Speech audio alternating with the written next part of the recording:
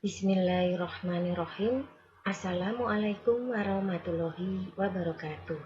Bertemu lagi dengan saya pada mata kuliah Keamanan Sistem Komputer untuk kelas SKS 17-2 pada hari ini, hari Selasa, tanggal 17 November 2020.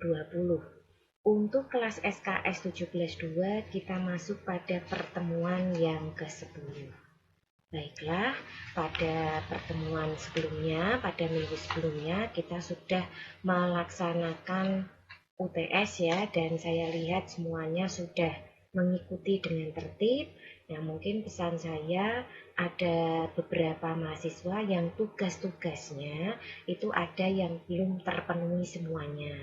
Nah, mohon kalau memang mengikuti UTS, harapannya ya, memang itu sudah sesuai aturan juga, itu semua tugas-tugas harus sudah selesai dulu, baru Anda bisa mengikuti UTS. Nah, mohon bagi yang merasa masih memiliki nilai-nilai yang belum terkumpul untuk sebelum UTS, untuk segera dibereskan. Baiklah, pada malam hari ini kita akan membahas tentang tema database security. Ya, mungkin masalah keamanan database ini juga sering kita temui dalam kehidupan sehari-hari ya.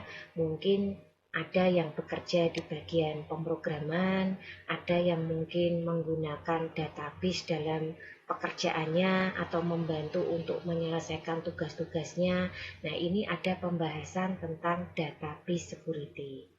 Adapun latar belakang daripada diangkatnya tema tentang database security ini adalah bagi sebuah perusahaan, institusi, lembaga, apakah itu di bidang pendidikan, kemudian di bidang sosial budaya, militer, ya. Nah, ini kita lihat semuanya menganggap bahwa data itu adalah sumber daya yang paling berharga.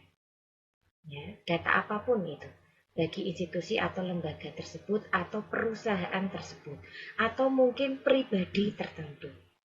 Ya, data itu adalah sumber daya yang sangat berharga, di mana data ini harus dikendalikan dan dikelola dengan ketat sama sumber daya lainnya.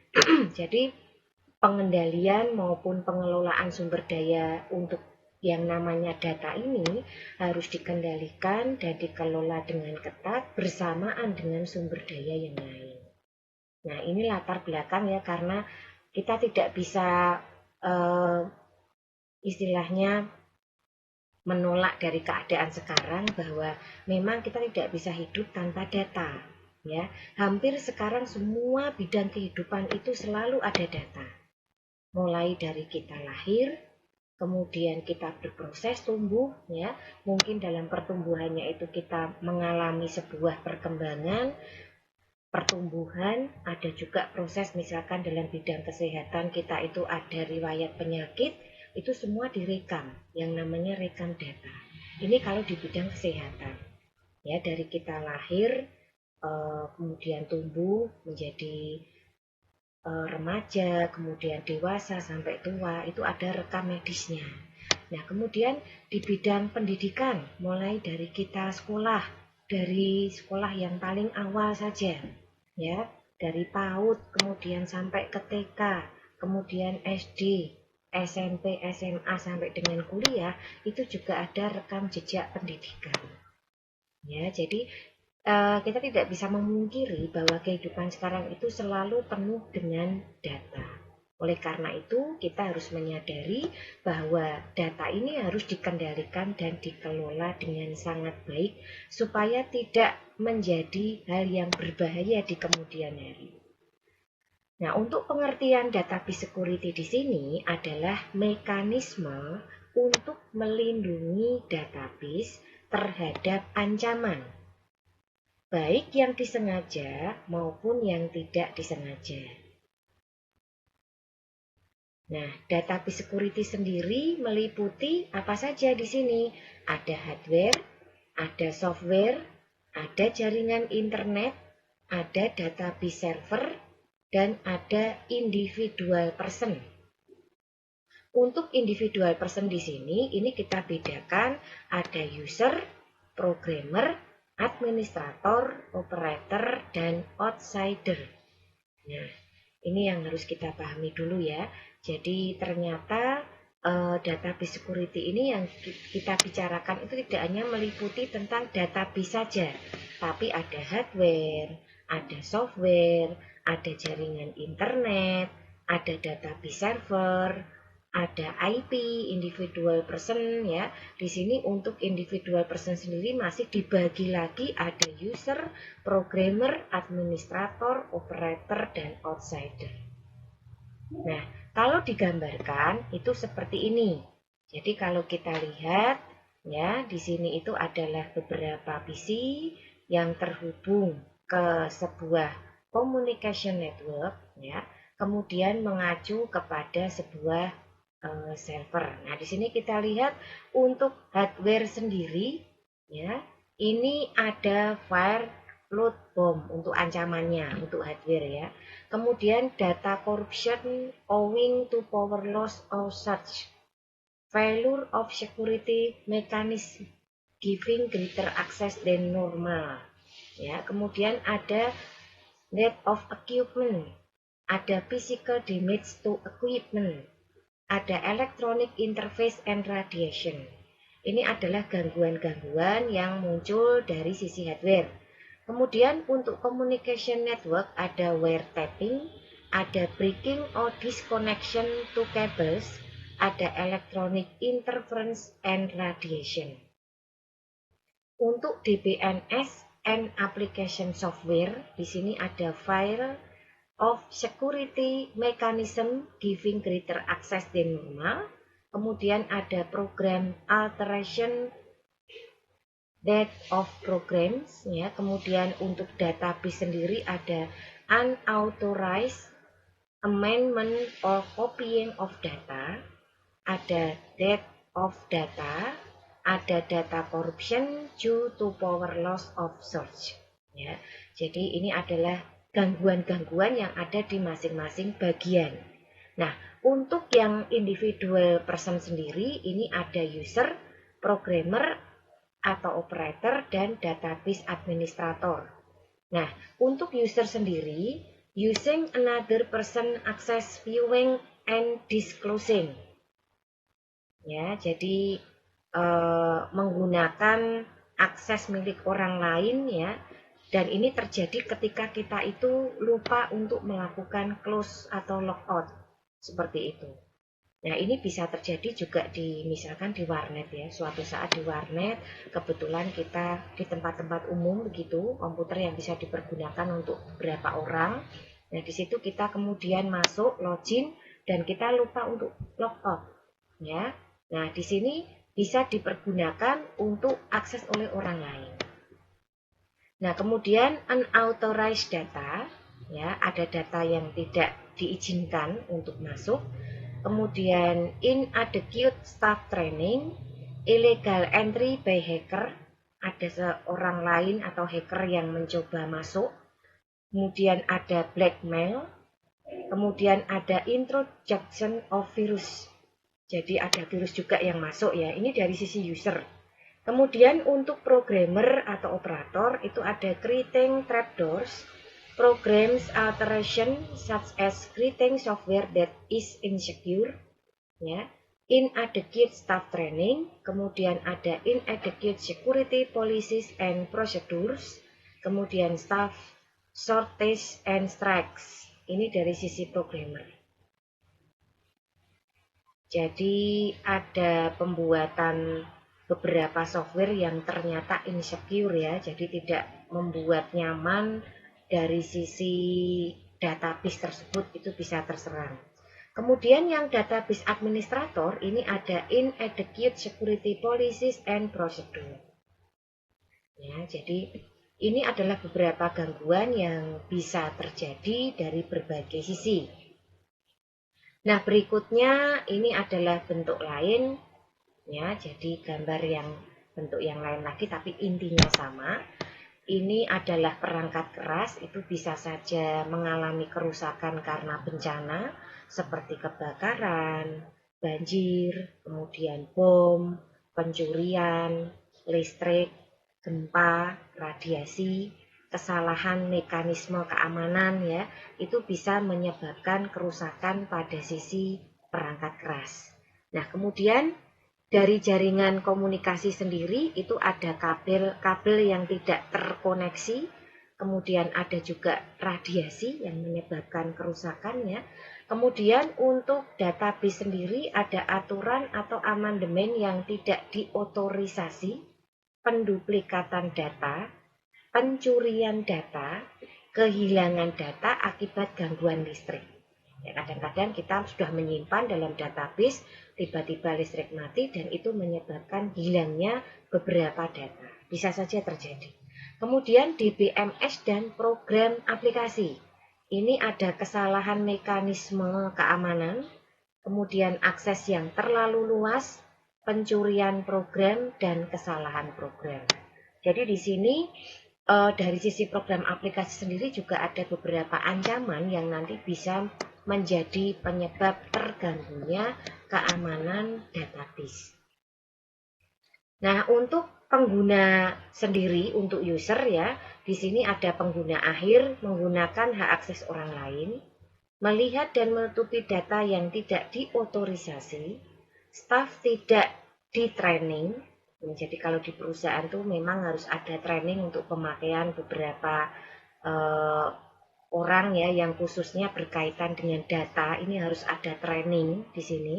Kemudian pemasukan data yang dilakukan oleh orang-orang yang tidak berhak, virus dan pemerasan. Nah, untuk programmer atau operator sendiri ini ada pembuatan password, membuat program yang tidak aman, staf yang tidak di-training, kebijakan keamanan dan prosedur, pemogokan staf. Ya, bisa saja dari staf programmer atau operator ini ada hal yang kurang berkenan dari sisi kebijakan perusahaan dan itu bisa berdampak pada database security. Nah, kemudian berikutnya database administrator, kebijakan keamanan dan prosedur. Ya, jadi memang setiap perusahaan, institusi, ataupun lembaga harus memiliki kebijakan keamanan dan prosedur yang sudah disepakati dan sudah dianalisa, sudah di-training juga, ya, diimplementasikan bagaimana keberadaan dari database security tersebut, ya, kemudian dampaknya setelah dipergunakan. Nah, ini nanti akan ditampung menjadi masukan-masukan yang pada akhirnya dibuat sebuah standar tersendiri yang nanti menjadikan adanya kebijakan, keamanan, dan prosedur. Nah, ancaman terhadap database itu meliputi theft atau pencurian dan fraud atau penipuan. Nah, jika terjadi ancaman yang meliputi kedua-duanya, pencurian maupun penipuan terhadap database, maka hal ini bisa mengakibatkan atau menjadikan dampak 1. Loss of confidentiality, kehilangan kerahasiaan. Hilangnya kerahasiaan perusahaan akan menyebabkan hilangnya daya saing, ya, karena perusahaan sudah diketahui rahasianya oleh perusahaan pesaing misalkan, maka di sini persaingan sudah nggak ada karena sudah diketahui, kemudian oleh pesaingnya dibuat lebih bagus, ya, berdasarkan database tadi yang dia terima. Nah, produknya dibuat lebih lagi sehingga hilang daya saingnya, ya, karena sudah dibuat oleh pesaing bisnisnya. Yang kedua, loss of privacy, kehilangan privasi, dapat menyebabkan tindakan ilegal untuk melawan organisasi.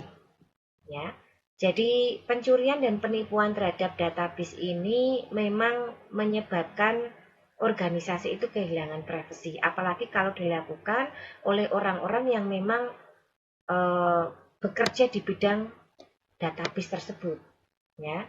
Jadi pekerjaannya itu terkait dengan database, kemudian dia melakukan pencurian dan penipuan database tersebut, digunakan sebagai media di situ. Nah, ini privacy untuk melawan organisasi di sini. Organisasi tidak punya privasi lagi. Kemudian yang ketiga, loss of integrity, kehilangan integritas, menyebabkan data menjadi invalid atau rusak. Ya, dipertanyakan kejelasan sebuah data yang dikelola oleh organisasi. Ya, jadi di sini kalau sampai ada pencurian dan penipuan itu kadang-kadang menyebabkan data itu invalid atau rusak. Akhirnya, dampak akhirnya ya, itu nanti akan menyerang kepada organisasi sendiri. Bagaimana kejelasan data yang dikelola tersebut karena sudah rusak atau tidak valid. Nah, kemudian yang keempat, loss of availability, kehilangan ketersediaan. Artinya, data atau sistem tidak dapat diakses, sehingga mempengaruhi kinerja finansial perusahaan. Ya, katakanlah misalkan itu sebuah data perusahaan asuransi ya, bisa dibayangkan setiap saat dia harus mengambil data, memasukkan data. Nah, pada saat data itu betul-betul blank, ya. Nah, di sini tentu saja ketersediaan tersebut tidak bisa terpenuhi karena di sini tidak dapat diakses database tersebut. Dan ini tentu saja akan berdampak pada kinerja finansial dari perusahaan. Dengan adanya keamanan pada sebuah database, ancaman-ancaman yang disebutkan di atas tadi itu bisa diminimalisir dan diantisipasi. Ya. Nah, contohnya ancaman tersebut misalkan using another person access, digunakan oleh orang lain yang tidak punya akses ya.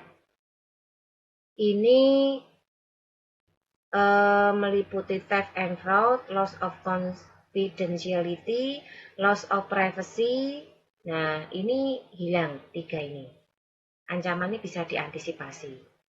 Kemudian ancaman berikutnya unauthorized amendment or copying of data. Jadi tanpa seizin itu melakukan penduplikatan data. Nah, ini termasuk pencurian, penipuan, termasuk juga integritas itu hilang. Ya. Kemudian program alteration. Nah, ini pencurian, penipuan, loss of integrity dan loss of availability. Kemudian inadequate policies and procedure that allow of mix of confidentiality and normal output. Ya, jadi kebijakan keamanan dan prosedur ini nanti bisa mengarah kepada 3 hal ini. Ada wire trapping, juga 3 ini. Kemudian illegal entry by hacker, itu juga 3. Kemudian blackmail, itu ada theft and fraud, loss of confidentiality, dan loss of privacy. Kemudian creating trapdoor into system, itu ada theft and fraud, loss of confidentiality, loss of privacy. Kemudian theft of data, program, and equipment. Jadi ini pencurian data, program, dan perangkat juga ya.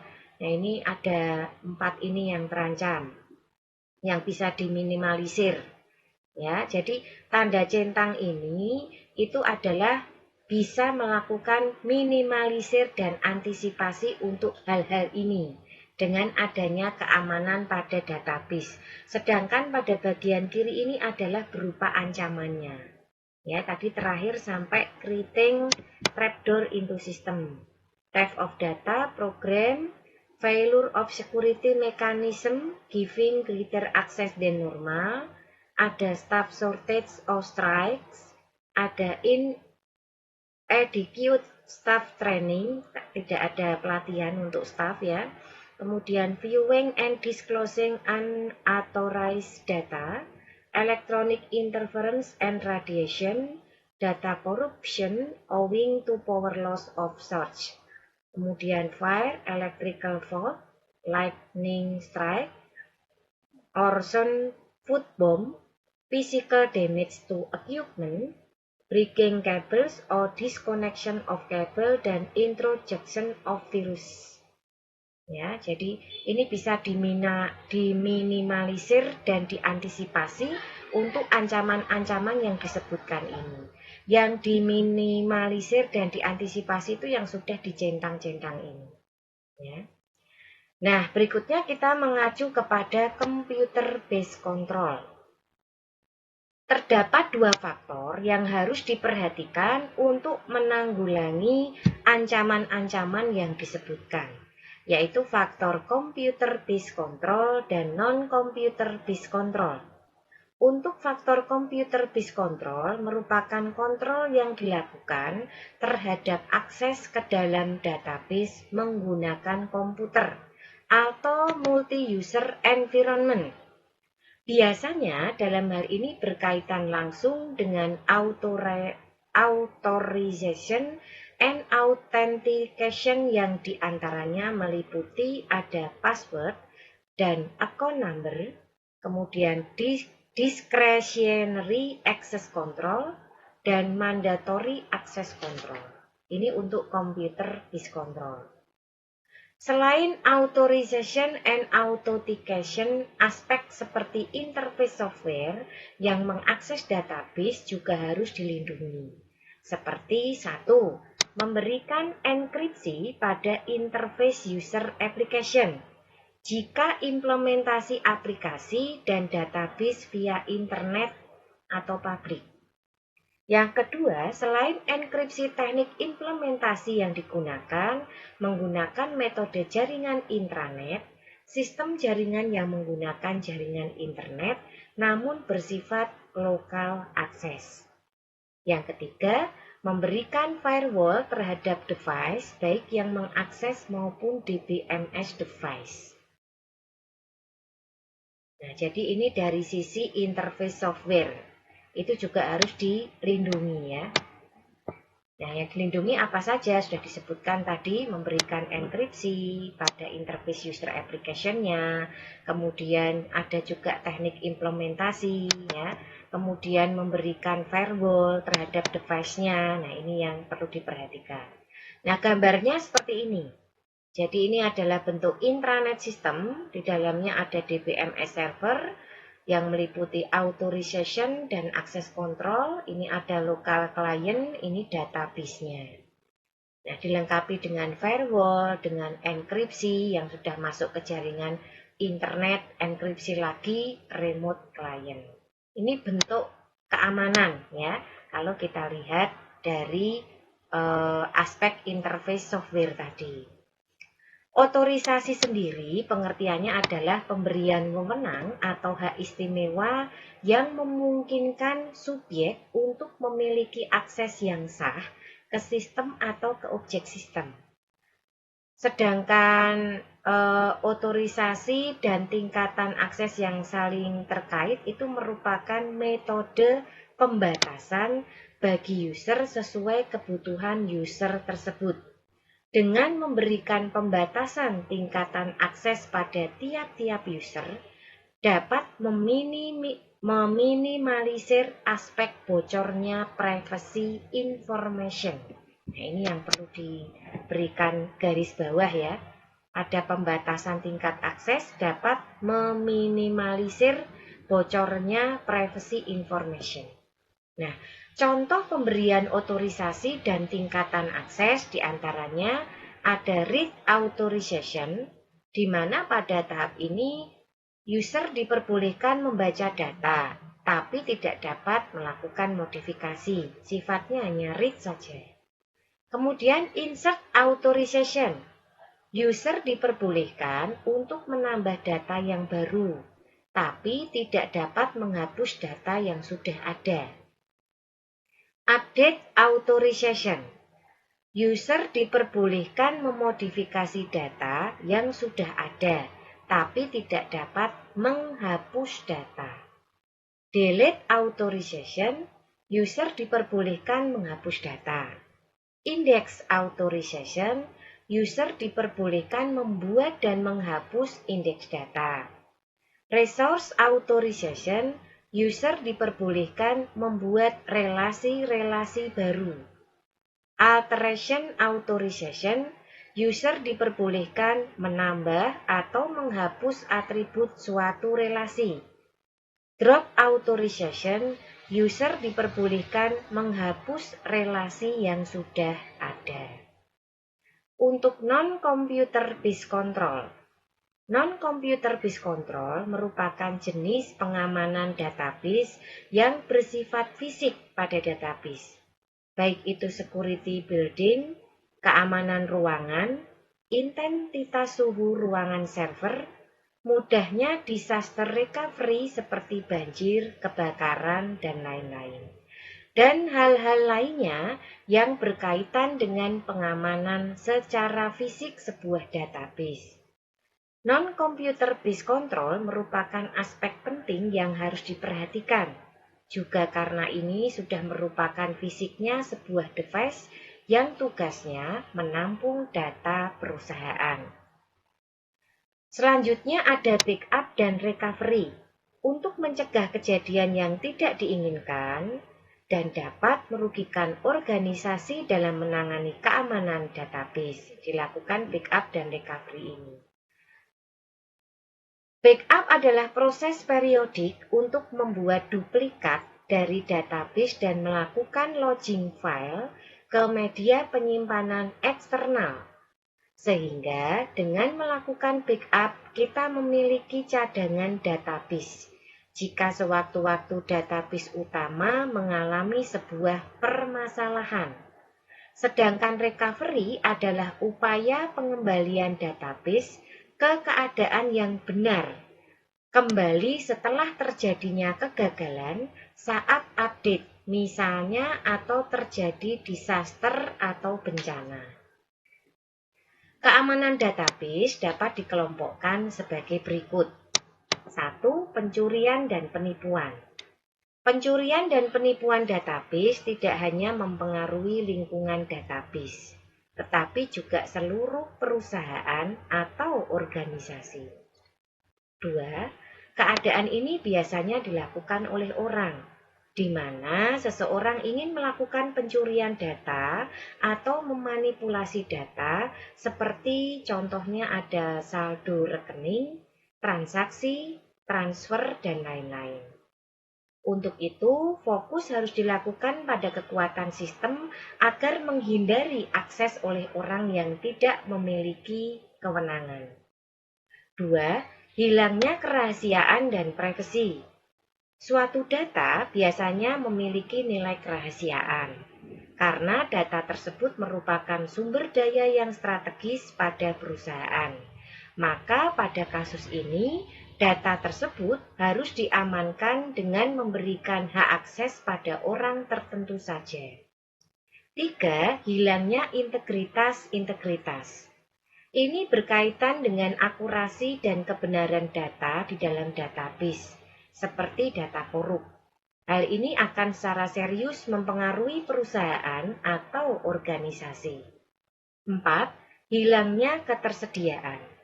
Hilangnya ketersediaan berarti ada berupa data, sistem, dan keduanya tidak dapat diakses. Servis mati, yang tentunya secara serius sangat mempengaruhi perusahaan atau organisasi. Saat ini banyak perusahaan yang membutuhkan kemampuan sistem yang aktif 7x24 atau 7 hari 1 minggu. Ya, 7x24 jam.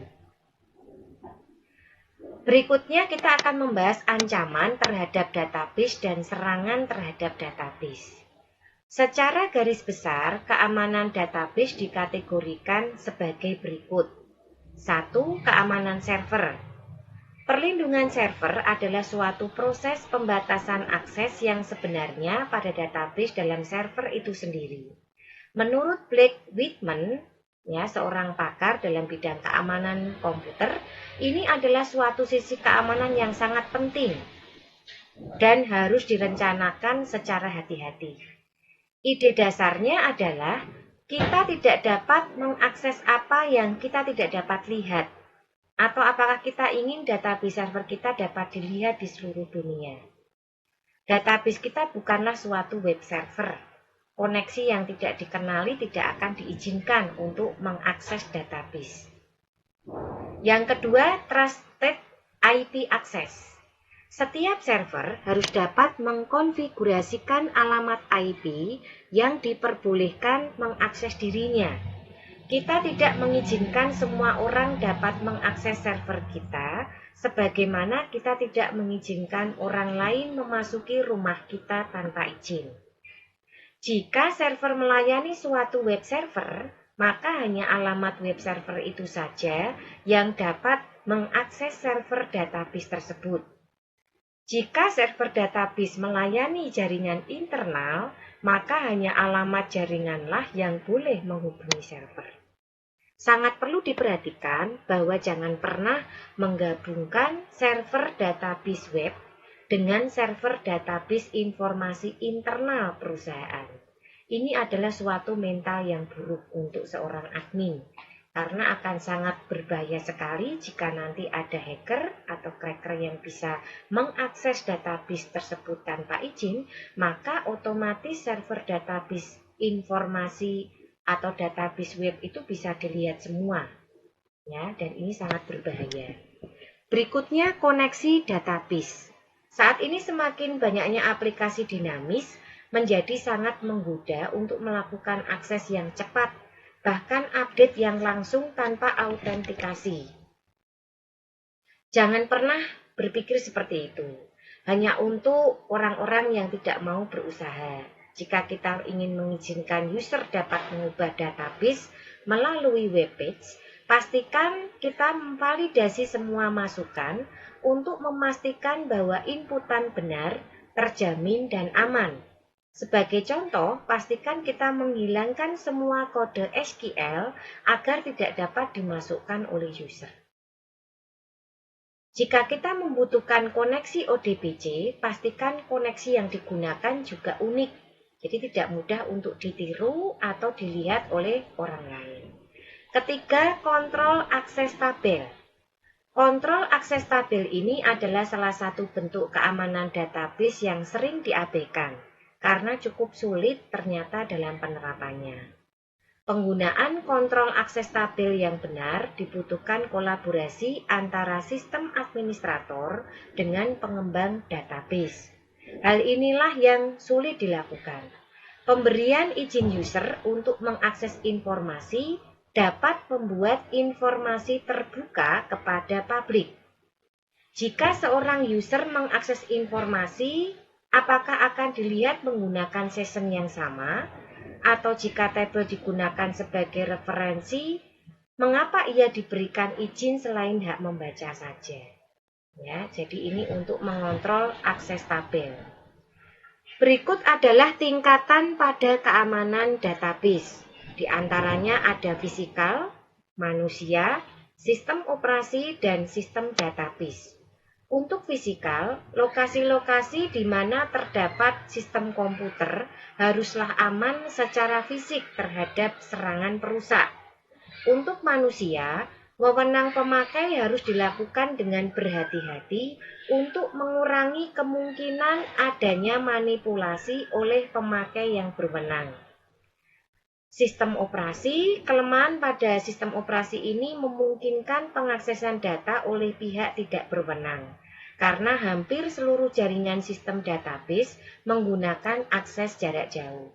Dan yang terakhir, untuk sistem database adanya pengaturan hak pemakai yang baik, sehingga tidak terjadi kemungkinan ada orang atau user yang menggunakan hak pemakai orang lain. Gambarnya seperti ini, tadi sudah dibahas juga di gambar sebelumnya ya. Nah, berikutnya model data. Sekumpulan konsep untuk mendeskripsikan data, relationship antar data, dan constraint pada data dalam suatu organisasi. Dengan model data ini juga termasuk dalam keamanan database. Model data terdiri dari bagian struktur, bagian manipulasi, dan integrity rules. Nah, contoh data relasional adalah ada dua buah tabel seperti ini. Ya, ini ada keterkaitan, terutama pada field branch no di sini, antara tabel branch dengan tabel staff. Kemudian ada model data network. Ya, kita lihat ini ada beberapa negara di sini ya. Jadi ini sudah masuk datanya. Aberdeen, ini yang London, Glasgow, ini ada 3. Nah, ini model data network. Berikutnya ada model data hierarki. Dibuat struktur seperti ini untuk model datanya, sehingga lebih aman. Kelihatan jelas ya, ini ikut cabangnya yang mana. Berikutnya ada arsitektur DBMS multi-user yang meliputi teleprocessing, file server, dan client server. Untuk teleprocessing sendiri, ada arsitektur tradisional, mainframe tunggal dihubungkan dengan sejumlah terminal, kemudian kecenderungan atau tren yang mengarah ke downsizing. Kemudian untuk file server dihubungkan ke beberapa workstation melalui network, dan basis data berada di file server. DBMS dan aplikasi berjalan di setiap workstation. Kerugiannya ada traffic network, copy DBMS setiap workstation, concurrency, security, dan integrity lebih kompleks. Untuk arsitektur file server seperti ini, ada workstation 1, workstation 2, workstation 3 dihubungkan dengan LAN. Kemudian ada file server, ada database, request for data untuk LAN dan file server, dan ada file return untuk file yang dikembalikan antara LAN dengan file server. Berikutnya ada client server. Server menyimpan BD dan DBMS. BD itu database ya. Klien mengelola user interface dan menjalankan aplikasi. Keuntungannya, akses yang lebih luas ke DBMS meningkatkan kinerja, mengurangi HW cost, mengurangi communication cost, meningkatkan konsistensi. Gambarnya seperti ini. Jadi ini adalah local area network, klien 1, klien 2, klien 3. Ada server with DBMS dan database. Ada request for data untuk server dan LAN, dan selected data return untuk server dan LAN. Nah, berikut adalah alternatif sistem. Sistem pendataan siswa baru, sistem warnet, sistem penyewaan futsal, sistem pendataan SPBU, sistem tiket kereta, sistem pendataan trans, sistem pemesanan catering, sistem penyewaan VCD, sistem pendataan penduduk di kelurahan, sistem penilaian online, sistem pendataan pasien rawat inap dan jalan. Ya, jadi ini adalah alternatif sistem yang bisa dipilih, dan semuanya tentunya harus memiliki keamanan database yang cukup tinggi karena sistem ini melayani banyak akses tentunya. Baiklah, kira-kira itu yang bisa saya sampaikan untuk pertemuan pada malam hari ini. Untuk malam hari ini tidak ada kuis dulu. Terima kasih untuk kehadiran dan partisipasinya. Cukup ketikkan hadir pada kolom komentar YouTube channel. Akhir kata, mohon maaf jika dalam penyampaian ada hal yang kurang berkenan.